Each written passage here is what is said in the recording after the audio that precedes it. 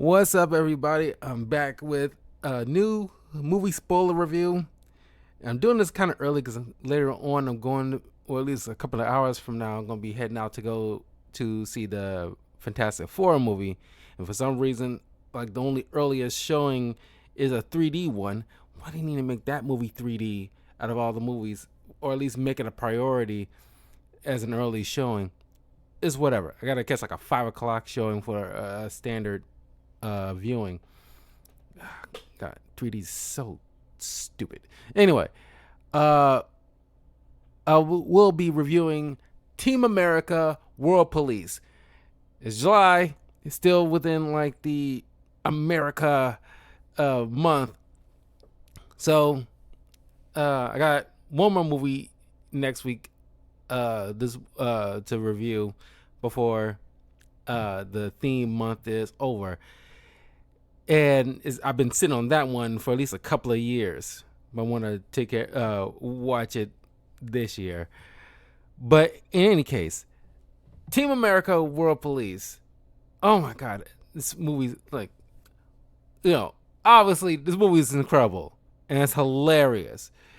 Created by the creators of South Park, Trey Parker and Matt Stone. Directed by Trey Parker. Written by Parker and Matt Stone and Pam Brady. Had like a budget of $32 million. Came out in the box office $51 million. By today's inflation, I imagine it'll be close to $1 billion. Or at least I want to say close to $1 billion, but it probably at least double the amount what it would have gotten. At least double amount today compared to back then when it came out in 2004. At least a few years after the whole situation with 9/11, so everybody was, still pretty raw about that, and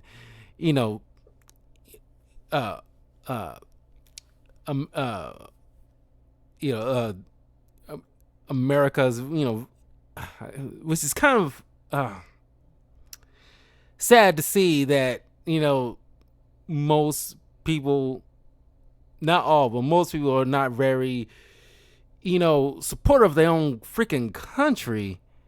Back then, of course, it took like a whole big global event to cause more patriotic people to be a little bit more patriotic than they are today. Now people seem like ashamed of their own freaking country. It's kind of weird. Sure, America has issues. I'm not going to deny that or ignore that, but we're still one of the best countries, if not the best country, given the rights we have and the things that we can do.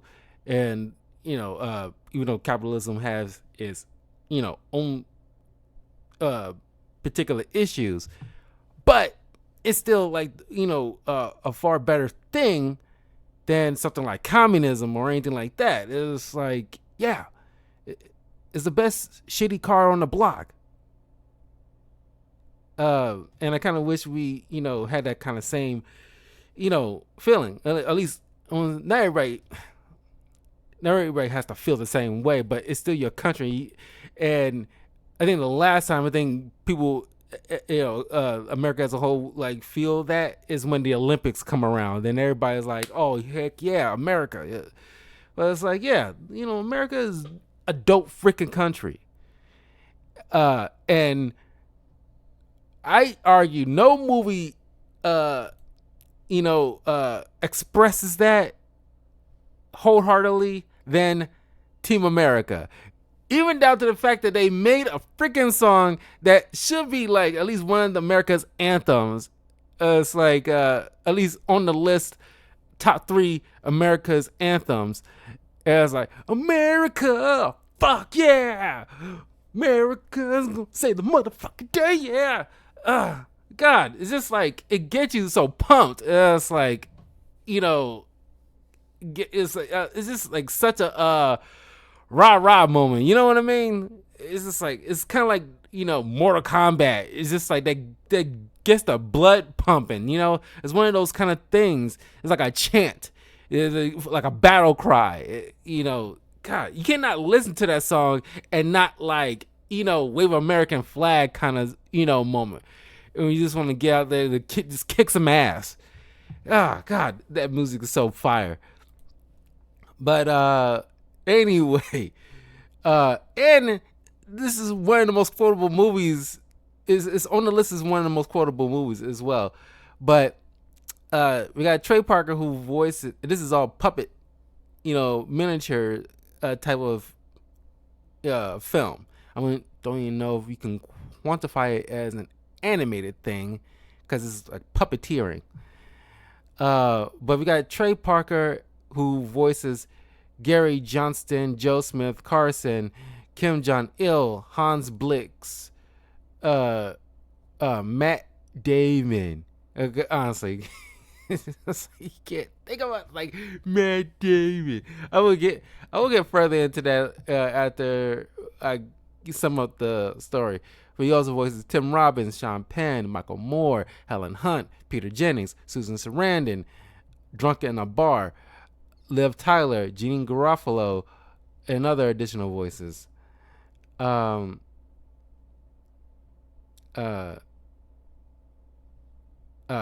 Matt Stone voices Chris Ruth, George Clooney, Danny Glover, Ethan Hawke, Martin Sheen, and other additional voices. Kristen Miller voices Lisa Jones. Masasa Mayo voices Sarah Wong. I guess this is her only voice or only acting thing. Dan Norris voices Spotsworth or Spotswood. I keep wanting to say Spotsworth. Phil Handry as the computer intelligence, and Shawshane Terrace. Morris LaMouriche as Alec Baldwin, and Ben Affleck in a deleted scene, which I've never seen any deleted scenes in this film before. Chelsea Marguerite as a French mother. Jeremy Shada as Jean Francois. Fred Tatasciore as Samuel L. Jackson. Greg Ballora, Scotland, Sheep Hartman, and Tony Ubrano as lead puppeteers.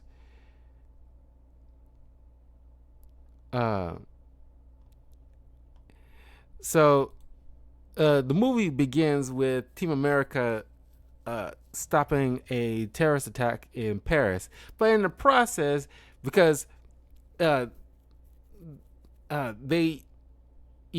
going guns blazing, they stopped the attack, but inadvertently caused damage to the Eiffel Tower, the Louvre, and the keep forgetting how to pronounce this, the Arc de Triomphe. Might be mispronouncing that, but you know what I'm talking about. But in the process of the group leader Carson trying to propose to Lisa, in the middle of after just thwarting an attack, gets shot by a terrorist.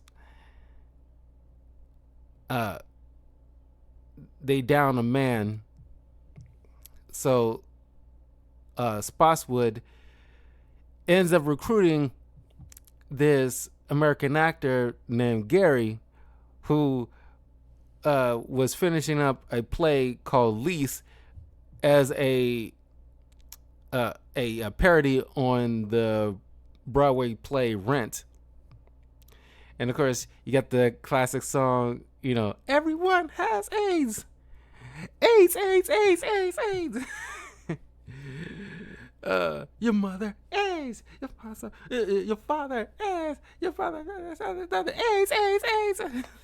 Oh my god, there's great songs in here. Oh my god. So Spotswood introduced himself to Gary backstage and wanted him to had a proposition for him, and it leads into a funny interaction. It's like, after it's like he invites him to you know enter his vehicle, Gary is like, oh, I get it, you know, uh if I let you play in my mouth, put your finger off, you offer me some Hollywood deal. It's, Gary, I'm not from Hollywood. I don't want to F your mouth, and my time is extremely valuable. It's just, as soon as he entered the car, he just messed with him like, nah, like, suck my cock. Oh, I'm just kidding. So he takes him to Team America's headquarters that's inside the Mount Rushmore, and he introduces Gary to the team. We got Lisa, who's the psychiatrist of the psychologist of the group. Sarah is the psychic. Joe's a jock from Nebraska, and Chris is an expert martial artist who has a distaste for actors. We learn why later in the film.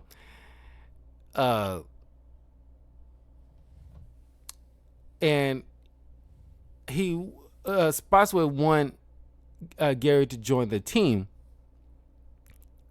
because he figures his acting skills could be useful to the team, especially in the next mission.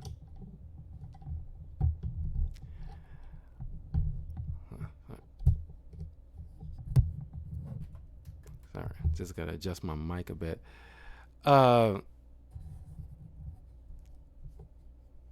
But it was like Gary is like, look, I ain't no terrorist fighter or anything like that. I'm not with this. But after some reflection at different American monuments like the Lincoln Memorial and the Washington Monument and so forth, he comes back and it's like, okay, I'll do it. So after some makeup to dress him up as like a terrorist, which is so freaking funny, Middle Eastern, I should say, where you just put some like hair all over his face and just call it a day. Gary's job is to infiltrate a terrorist cell in Cairo, using his acting skills to get inside, which is kind of like a glorified cantina. And the way they had these like international terrorists speaking, at least people speaking in their native tongue, quote unquote, is very like stereotypical, generic. Like, you got the French people just like, speaking like, French accented gibberish, and some little kids like, it's like, you think like French people really like actually sing that doggone song? It's so funny. And then like, got these Middle Eastern people just speaking like just stereotypical gibberish, like Hakabah Muhammad Jihad. It's like, what? The whole entire thing is just so freaking stupid. But he managed to get in, and utilizing a bad memory, a painful memory, to really sell sell the Ernest to join this cell towards his leader, who turns out to be working with Kim Jong-il, who was the previous dictator of North Korea before he passed away, and his son Kim Jong-un, who's now running the show at the time, currently at this time. The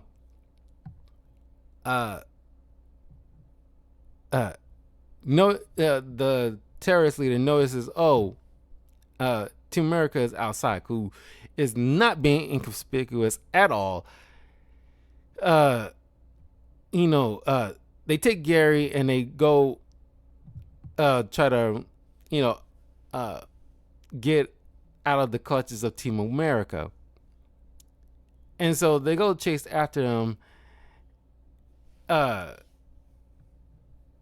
Thanks to Lisa, who rescues Gary, they manage to stop that at least that particular group of terrorists, and in the process, they mess up Cairo, which, while the Team America is celebrating, the Film Actors Guild, who Trey and Matt hysterically called, you understand the acronym, how it's pronounced, I'm not going to say it here, but it's really funny.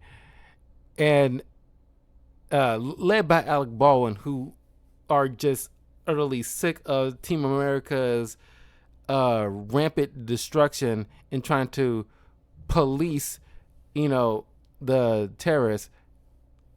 They, you know, work together with the UN to try to shut down Team America altogether. So, while Gary is talking with Lisa and telling her about his past when he was a kid and he was trying his early love for acting, he's trying to get his brother's attention at the zoo, and he ended up falling into the gorilla enclosure, and his brother jumps after him, but forgetting that he had like blueberries in his pocket, and the gorillas smelt it out and starts tossing him around like a rag doll, and end up getting killed in the process while trying to rescue Gary.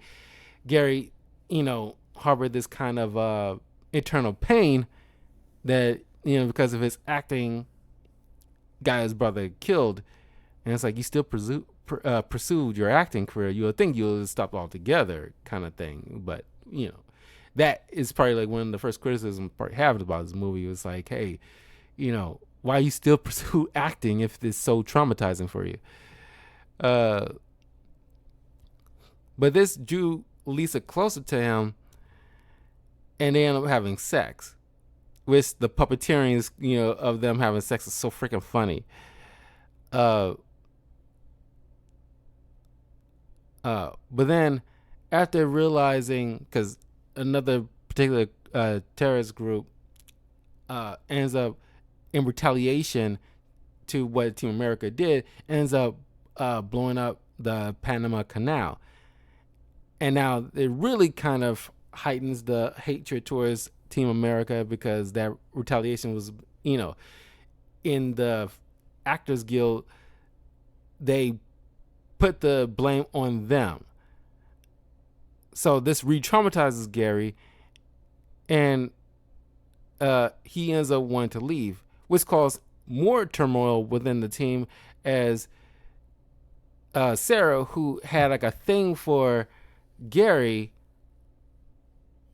who gets mad at Lisa because Lisa, early on, before she got close to Gary, it expressed that, you know, it is not a good idea to get close to your co-workers after her loss of Carson.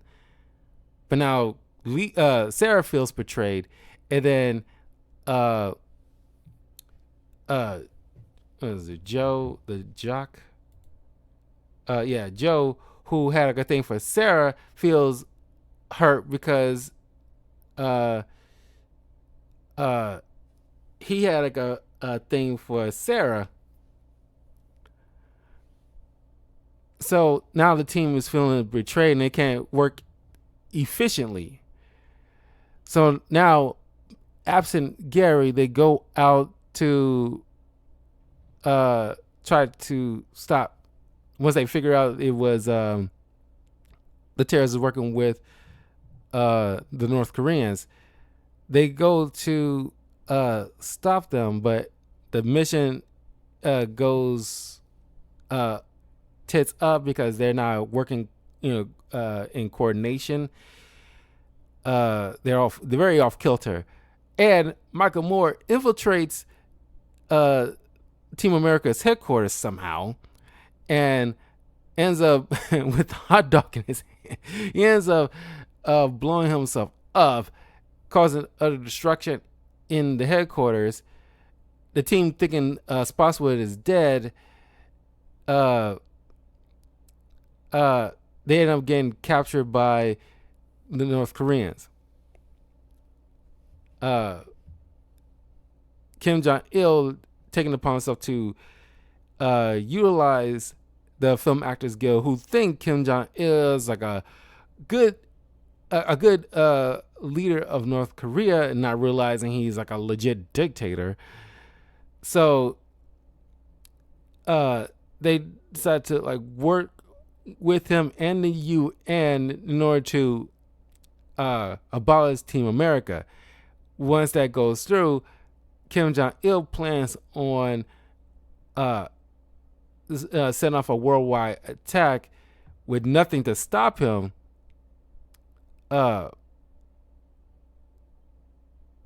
Gary is getting tanked in the bar, feeling depressed, and it leads to a hilarious moment where this drunk in the bar expressed to him about dicks, pussies, and assholes, which I'll get to in a second because it's one of my favorite speeches in a film, which really kind of like it's like a real world kind of thing that you should like a life lesson everybody should learn. But I'll get to it in a second. This reminds him about his duties and responsibilities. So he goes back to Mount Rushmore, and he finds Spotswood still alive, but plans on sending bombing North Korea. But Gary says like the team is there, you can't do that. It's like they understand their duties, unlike you. Why should I trust you? Like give me another chance. And Spotswood says like, okay, remember when we first met, you had a tough time trying to trust me, and I had to earn your trust. Well, now the tables are turned. Now you got to earn my trust. And what you got to do now is give me a BJ. Like, what? I thought you said you wasn't gay. This isn't about sex, Gary. This is about trust. and so he was like, what? So he performed an act on Spotswood, and it's like, you are dedicated. And so Gary, in like another awesome song, was like, it's gonna be a montage. Just kind of speed up his training in a single day to make him like a top-notch agent. So he infiltrates North Korea while they're holding this big ceremony, meant to distract the actors while they're under the impression that they're trying to solve world peace in a sense. Thanks to Gary's acting, he infiltrates and takes out some North Korean soldiers while rescuing the team, although Lisa is being held close to Kim Jong Il, so she can get a front row seat of utter annihilation. The team having a hard time trusting Gary, but Spotswood on the comms just blurts out in such an embarrassing moment. It was like, Gary earned my trust by giving me oral sex, and everyone just looks at him like, what the hell? So they go to try to stop the entire ceremony. On the way, killing off all these celebrities who's trying to stop them. And then Susan Sarandon tries to trick Chris into releasing her, pretending like, oh, like I wasn't with them. They're crazy. And Gary's like, "Stop, Chris. She's acting. Your skills are fading with age, Miss Sarandon." And then she comes out with like semi-automatics and try to kill them, but Gary kills her, and Chris is like finally breaks down and expresses why he had disdain for actors. He was raped by when he was 19 when he went to go see the musical Cats, and he went backstage to go see the actors who all like kind of raped him. So that's why he had like a disdain for actors. Uh, and he apologized to Gary, kind of establishing trust and friendship between the two. And while they killed off a bunch of celebrities in the gruesome but fun fashions, they crashed the ceremony, and they leave it up to Gary to try to convince the UN that Kim Jong Il is misleading them. Gary's hesitant at first because he looks up to Alec Baldwin as one of his favorite actors, and he's thinking like, I can't act against the guy. But thanks to some encouragement by the team, he found some gumption and starts quoting, the lesson he learned by the drunk in the bar.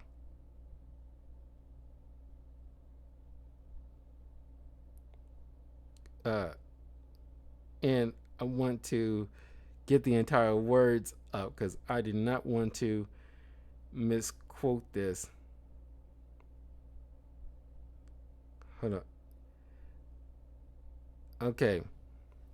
See, there are three kinds of people: dicks, pussies, and assholes. Pussy thinks everyone can get along, and dicks just want to fuck all the time without thinking it through. But then you got your assholes, Chuck, and all the assholes want us to shit all over everything.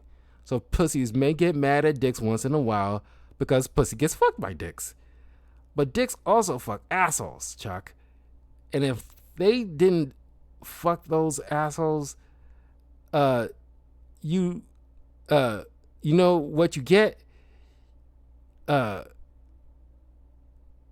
get your dick and your pussy all covered in shit.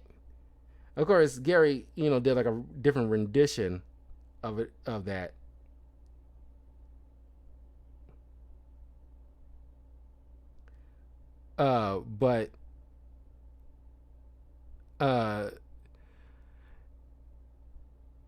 But he basically tells like the UN, if you don't let us dicks fuck this asshole, we're all gonna be covered in shit. So this, galvanized the UN, wanting to know if Kim Jong Il actually has WMDs. So he sets up the launch codes after killing Alec Baldwin to after he failed to outact this guy. But thanks to Lisa, who kicks Kim Jong Il over the edge, and he lands on top of a German delegate's pickle hob. Those hats with the point at the top. So he's impaled on that, and what crawled out of his mouth is some kind of alien cockroach who flies off in a little miniature ship, saying like, "I will return, Team America." So the movie ends with the day being saved. But yeah, great film, man. I also want to point out about the individuals parodied in the film. In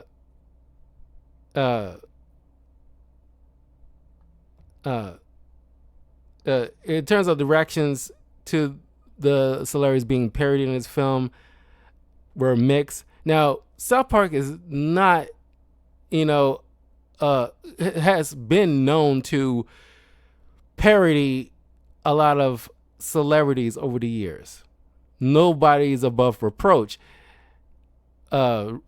Irregards if Trey and Matt like the celebrity or not, everybody gets a turn. Which that's why I respect them as writers. I don't even qualify them as comedians, but whatever. I love their mindset about jokes. Everybody gets it. Where you love them, hate them, whether they're Democrat, Republican, moderate, celebrity, whatever, they all get, a shot. And pretty soon there's a new season of South Park coming up, and obviously one of the episodes they're going to be talking about, P. Diddy, which I cannot wait for that. Oh my God. It's just like I respect those guys so much. And it's like they don't shy away from making fun of anybody. Religion, like, only thing they had to back off from is like, depicting Muhammad. That's probably the only time they had to like kind of back off, because that's kind of like a very, very, very touchy thing. But that's the only time out of their long years of making movies, plays, and the South Park show.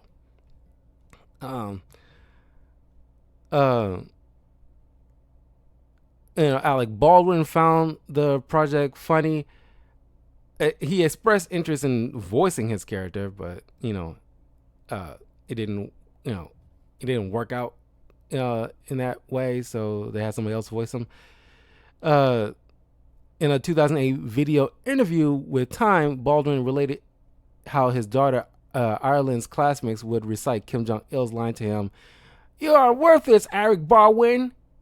Sean Penn, who is portrayed making outlandish claims about how happy and utopian Iraq was before Team America show up, sent Parker and Stone an angry letter inviting them to tour Iraq with him, but ending with the words "F you," which is kind of like, okay, you kind of, shown a bit of who you really are with that last line. You could have just like not ended it in that way. Because like, why would somebody want to like show up if you have some kind of abrasiveness just off rip? Both George Clooney and Matt Damon are said to be friends with Matt Stone and Trey Parker, and Clooney has stated that he would have been insulted had he not been included in the film. I guess his character, not him, voicing it, because he had voiced characters in South Park a few times because he loved the show. Damon is portrayed as a simpleton who can only say his own name. When asked about the film in 2016, Damon stated that he was confused by the portrayal, given that he was already known as both a screenwriter and an actor. He quoted as, "I was always bewildered by that, and I never talked to Trey and Matt about that. And incidentally, I believe those two are geniuses, and I don't use that word lightly. I think they are absolute geniuses, and what they've done is awesome, and I'm a big fan of theirs. But I never quite understood that one."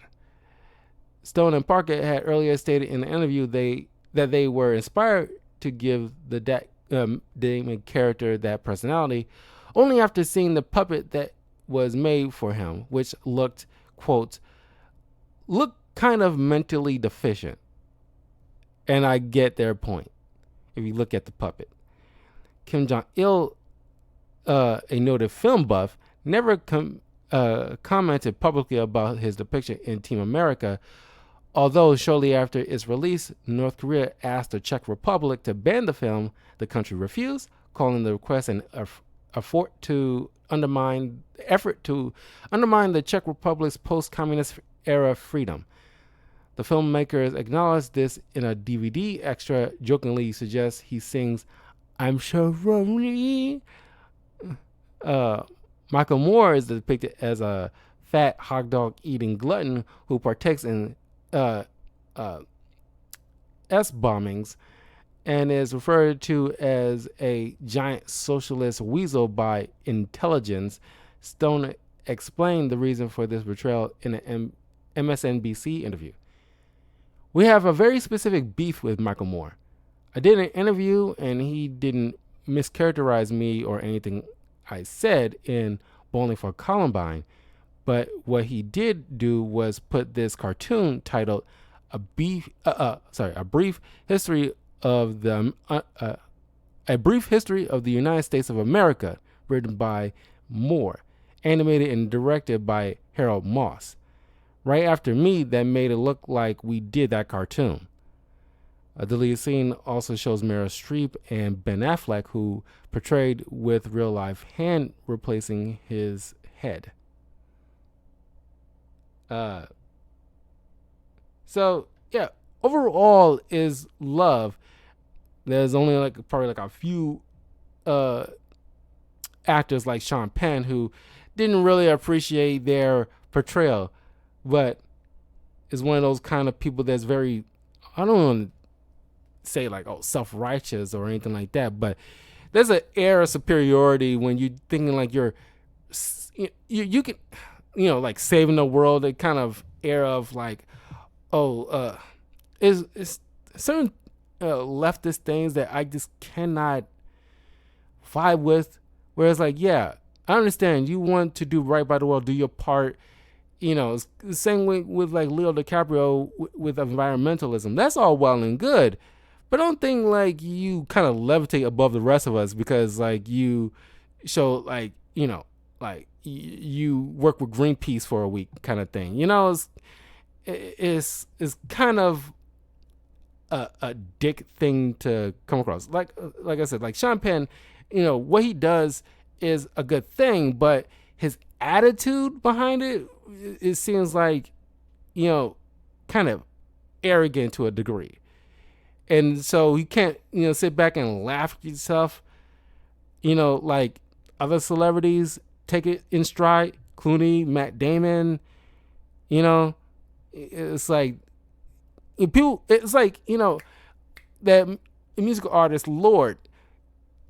It's I love her reaction when South Park made fun of her, and when asked in an interview, you can look it up because she loves it. Because it's a thing with South Park where it's you really made it when South Park is making fun of you. If South Park is making fun of you, you made it, kind of thing. And she takes it in stride and she loves it. And it's I'm in Lorde, yeah. And she makes the joke. And it's that makes you more likable when you take the joke in stride. Whereas yeah, it's you understand.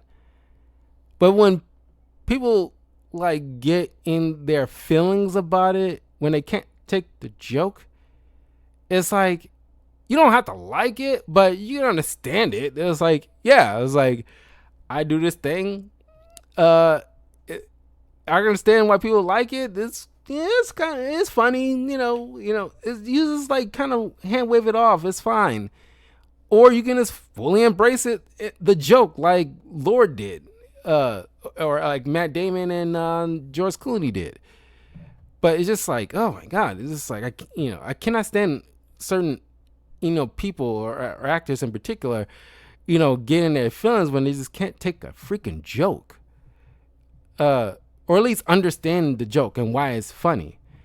But that's just me. I ain't trying to say that everybody can need to accept whatever, South Park does, but it's just they're good writers and funny as all hell. They've been in the zone since, the early 90s. And they're famous for a reason. With their Broadway play, with what was that? The Book of Mormon, with Team America movie, and the South Park Bigger, Longer, and Uncut movie, the South Park Stick of Truth video game, and of course the South Park show, all of which wildly successful. So you gotta give respect where respect is due, in my opinion. And I just love this movie, where it's like they had like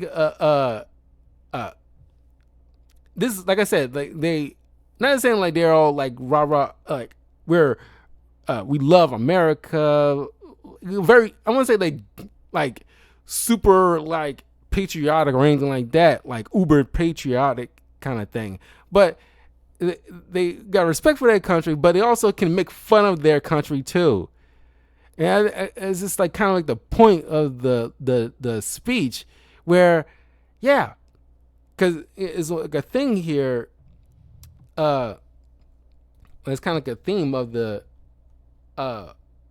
film. What was it? Filmmaker's response here. I'm just looking this up. In an interview with Matt Stone following the film's release, Anwar Brett of BBC asked, "For all the targets you chose to take pot shots at, George W. Bush isn't one of them. How come?" Stone replied, "If you want to," because this is around the time when George Bush Jr. was president, not everybody was on board with his certain decisions. Looking back on that, seems, most people will argue, like, God, we wish we could have just give that president back compared to somebody like Trump. But, it is what it is. Not every president is going to be all the way liked by everybody. That's just the nature of the game. But whoever's president, that's our president, and we just want to just follow suit with it because that's who the majority of the country elected. Live with it until the next go around. If you want to see Bush bashing in America, you can only have to walk about 10 feet to find it. Trey and I are always attracted to what other people aren't doing. Frankly, that wasn't the movie we wanted to make. In another interview, Parker and Stone further clarified the meaning of the film's ending, which tries to justify the role of the United States as the world police. Because that's the thing that we realized when we were making the movie. It was always the hardest thing. We wanted to deal with this emotion of being hated as an American. That was the thing that was intriguing to us, and have Gary, the main character, deal with that emotion. And so him becoming ashamed to be a part of the Team America and being ashamed of himself, he comes to realize that just as he got his brother killed by guerrillas, he didn't kill his brother. He was a dick. He wasn't an asshole. So too does America have this role in the world as a dick. Cops are dicks. You fucking hate cops, but you need them. So, I mean, that definitely summarizes things when it comes to our country. Yeah, we have our problems, but we are needed at the end of the day. Wherever your feelings about cops, wherever your feelings about, American military or whatever politician, there are certain things that they do, certain things some of them do. I want to say not the bad ones, but you know what I mean. We need them. They're essential in making this thing run, this thing called our country to run. Are there bad actors in those particular categories? Sure. But overall, in general, is an essential thing in order to keep the general public safe and this country running the way they need to run. That's why the whole defund the police can't really didn't really sell well, because yeah, sure, few cops are horrible and shouldn't have been hired in the first place. But overall, we need cops, because who else is going to take care of like very bad citizens who would do you harm without a second thought? Who else who would you call in order to stop something in progress or that just happened to you, in order to implement justice? Like I said, not everything is perfect. There's no such thing as a utopia. There never will be. We only can strive to that. That's all we can ever do. Strive to that and just get a little bit better in increments. Not try to hop, which is a lot of leftists try to do, is trying to hop over the process and trying to get to this utopia and just like do it all at one go. If you hate this, you're evil kind of hand wavy thing. It's like, no, we got to do better in increments. Take our time as we trug along in life. In our lifetime, there's going to be certain things that will never be achieved. We can only do what we can in the moment, little by little. Stop trying to cut corners. We'll never be perfect. We'll just try to be. But America is a great country. All things that we are able to do, hardly any other country is able to do that. Even the most westernized countries like, France or Canada or England, don't have certain rights or things that, America gets to do. They don't have there. Like freedom of speech. Even though let's take like England for example. Sure, I'm pretty sure England, England citizens can say certain things, but that whole right thing is pretty much non-existent. Proof being that there are people getting arrested over there for misgendering people. They literally lock people up for misgendering. It's kind of effed up when you think about it. So that kind of, at least that little small thing goes to show the privilege we have over here that we cannot ignore. Sure, like I said, America has its demons, but overall, it's a great country because you can say whatever. Don't say you're not excused from any consequences. You can't just say anything without any kind of blowback, but you won't get arrested for it. Like I can never deny a person. If a person says the N-word to me that's not black, they have the right to say it. Doesn't mean I won't punch in the freaking face as a consequence, but I will not, deny their right to say it because they can't get arrested for it either. Technically, it is a hate crime. Technically, but I won't say they won't qualify as like a hate crime unless there was some typical action behind it, like if they said the N-word while punching me, then it would qualify as a hate crime. But just saying it and there's no action behind it, then it's like a shitty thing to do, or say a shitty thing to say. But he can say whatever as long as he or she doesn't put their hands on me. But that's their right. Anywhere else, there'll probably be a different, scope of punishment in any other country. But that's just, like I said, this is an example. America, at the end of the day, in conclusion, America has its issues. But overall, still a great country. We gotta, try to do better as a country, but respect the country and what we're able to do. Okay? Not saying we need to be complacent, but, embrace the best parts of it. And it's like, yeah, this is an awesome country.